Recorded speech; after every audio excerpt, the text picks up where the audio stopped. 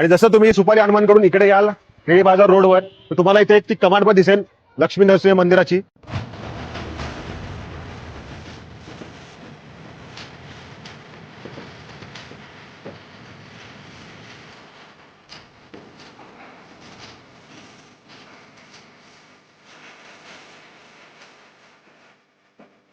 दादा, आपण इथे दर्शनासाठी आलो आहोत, तर ह्या मंदिराची आणि या मूर्तीची काही माहिती सांगू शकाल का? अगं नक्कीच. तू जर इथं बघशील तर ही जी मूर्ती आहे, ही मूर्ती काळ्या पाषाणात बनवलेली आहे. ती 150 वर्ष जुनी मूर्ती आहे. आणि याची खासियत माहितीये काय? या मूर्तीच्या इथे जो कोणी दर्शनाला येतो, जर त्याच्या अंगात कुठली निगेटिव्ह वाईब्स असतील किंवा कुठल्याही नकारार्थी गोष्टी असतील, त्या सगळ्या नाहीशा होतात आणि सकारात्मक वाईब्स आणि सकारात्मक दृष्टिकोन त्याला मिळतो. आणि याच्या आधी इथे या मंदिरात वेगळी मूर्ती होती असं सांगितलं जातं आणि 150 वर्षापूर्वी ही मूर्ती इथे स्थापन करण्यात आली आहे. हे मंदिर पण जे आहे ते 150 वर्ष जुनं मंदिर आहे. ऑलमोस्ट 200 वर्ष पकडूयात आपण.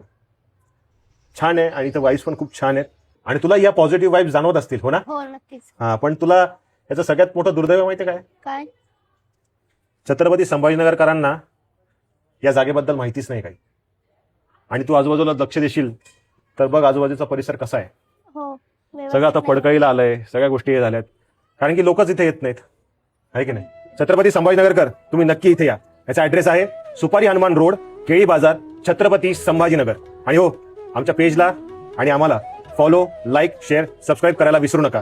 नक्की फॉलो करा संभाजीनगर 24 आवर्स आणि ऍक्टर अमोल जांदे ऑफिशियल. बरं का ताई, जसं ते मंदिर जुनं आहे ना, तसं हे आजूबाजूचा जो परिसर आहे तो सुद्धा जुना आहे. जर तू बघशील इथे महादेवाची पिंड आहे, नंदी आहे, गणपती आहे, हनुमान आहे, तिकडच्या साईडनी देवी आहे, इथे रुक्मिणीची सिंगल मूर्ती आहे. आणि ही जी मूर्ती तुला दिसती आहे ही मूर्ती आहे एकमुखी दत्तांची. आणि मला असं वाटतं की अशी मूर्ती अजून कुठेच बघितलेली नाहीये. काय छत्रपती संभाजीनगरकर, बरोबर ना? तर तुम्ही नक्की इथे या.